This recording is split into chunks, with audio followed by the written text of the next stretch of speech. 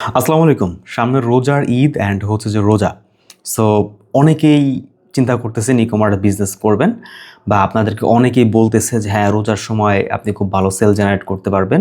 এই ধরনের পরামর্শ আপনাকে অনেক মানুষগুলোই দিবে।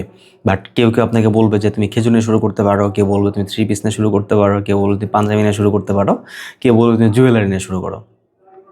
সো ব্যাপারটা হচ্ছে যে আপনাকে অনেকজন অনেক ধরনের অফার দিবে, আপনি অনেক ধরনের অপরচুনিটি পাবেন। বাট এই সময় আবার ১ম যখন একজন ব্যক্তি ই-কমার্স স্টার্ট করে বা সেল করার ট্রাই করে, সেই সময় একটা ১ম দিকে দেখা যাচ্ছে যে প্রত্যেকটা মানুষ খুবই স্ট্রাগল করে বা বিভিন্ন ধরনের প্রবলেম ফেস করে। বাট এই রোজার ঈদের ক্ষেত্রে গতবারের এক্সপেরিয়েন্স থেকে আমি বলতেছি, এই রোজার ঈদের ক্ষেত্রে বা রোজার ক্ষেত্রে মানুষগুলো যেই ভুল করে বা যে প্রবলেমে পড়ে, সেটা হচ্ছে যে তারা এমন ধরনের প্রোডাক্ট স্টক করে যেই প্রোডাক্টগুলো পরবর্তীতে বিক্রি করা সম্ভব না। লাইক খেজুর, চিয়া সিড বা হচ্ছে যে আপনার ওই খেজুরের গুড়, আখের গুড়, অনেক ধরনের প্রোডাক্ট আছে যে তারা মানে যেই প্রোডাক্টগুলো দেখা যাচ্ছে যে এই রোজাকে কেন্দ্র করে তারা পারচেস করে বা সোর্সিং করে। কিন্তু অধিকাংশ সময় ব্যাপারটা এমন হয় যে এই প্রোডাক্টগুলো যেহেতু আপনি নতুন ব্যবসায়ী বা নতুন সেলার, আপনি কিন্তু আগে পরে ই-কমার্স থেকে আপনি সেল করেন নাই বা সেল জেনারেট করেন নাই, সো আপনার কোনো এক্সপিরিয়েন্স নাই। আপনার সবগুলো প্রোডাক্ট সেল হবে তারও কিন্তু কোনো গ্যারান্টি নেই।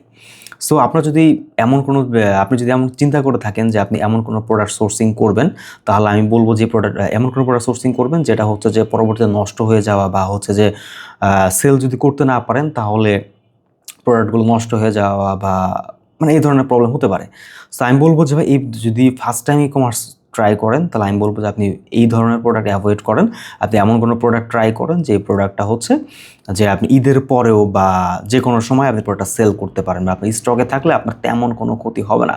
সো যারা ফার্স্ট টাইম রোজা অ্যান্ড ঈদকে টার্গেট করে বিজনেস স্টার্ট করতে চান, তারা অবশ্যই আমি আবারও বলতেছি যে অন্য আরেকজনের কথা শুনে আর অন্য আরেকজন খুব ভালো সেল করতেছে, এইটা শুনে কখনোই আপনি ট্রাই করেন না যে আপনি খুব ভালো একটা সেল জেনারেট করবেন।